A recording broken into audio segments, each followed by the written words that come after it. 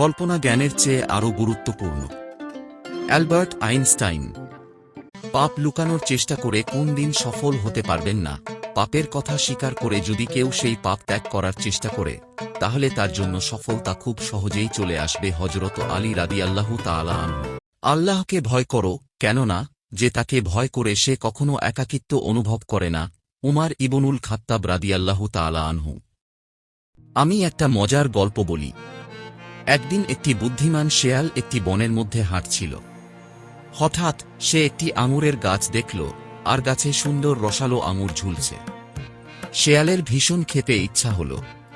সে অনেক চেষ্টা করল আঙুর পাড়তে, লাফ দিল, উঁচুতে উঠল, কিন্তু কোনোভাবেই পৌঁছাতে পারল না। শেষে শেয়াল ক্লান্ত হয়ে বলল, আহা, এ আঙুর তো টক, আমি এসব খেতে চাই না, বলে চলে গেল।